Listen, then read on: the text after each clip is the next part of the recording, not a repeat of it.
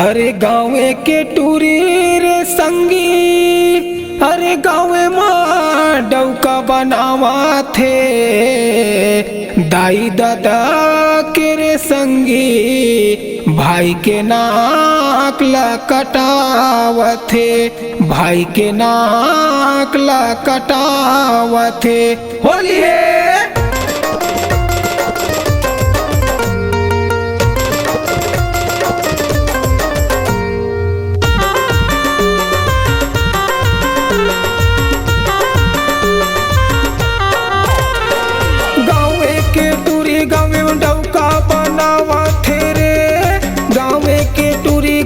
डौका बनावा थे रे, गाँव के टूरी गाँव में डौका बनावा थे रे, गाँव के टूरी गाँव में डौका बनावा थे रे।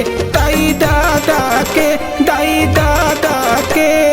नकला टूरी हा कटावा थे रे, दाई दादा के नकला टूरी हा कटावा थे रे।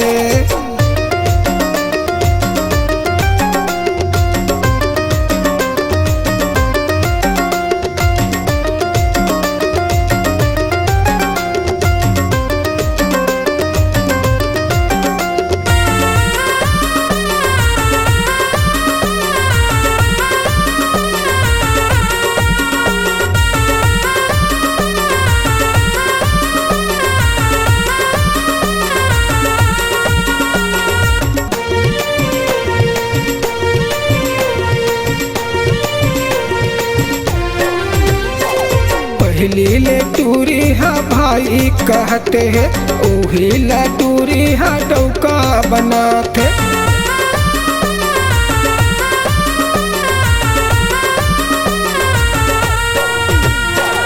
पहली ले टूरी हा भाई कहते हैं, ओही ला टूरी हा डौका बनाते।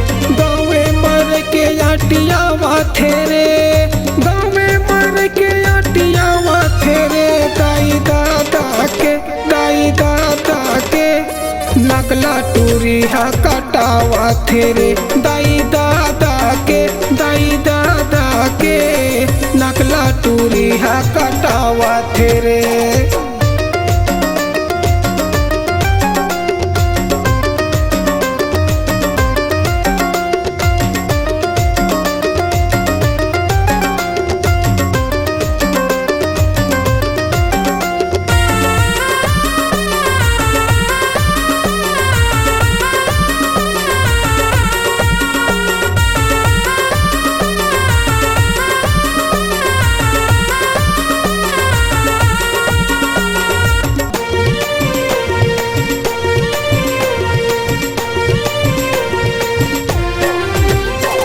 साल भर मा टूरी हा लैका होवा दी, भाई ला टूरी हा पापा कहा दी।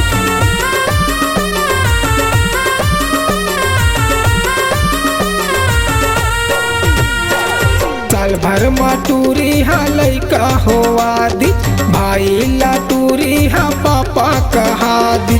गाँव में मर के में छेरावा थे रे, गाँव में मर के में छेरावा थे रे। दादा के नकला टूरी हा कटावा थे रे, दाई दादा के नकला टूरी हा कटावा थे रे। गाँव के टूरी गाँव में डौका बनावा थे रे, गाँव के टूरी गाँव में डौका बनावा थे रे, गाँव के टूरी गाँव में डौका बनावा थे रे, गाँव के टूरी गाँव में डौका बनावा थे रे। दाई दादा के नकला टूरी हा कटावा थे रे, दाई दादा के नकला टूरी हा कटावा थे रे। दाई दादा के नकला टूरी हा कटावा थे रे।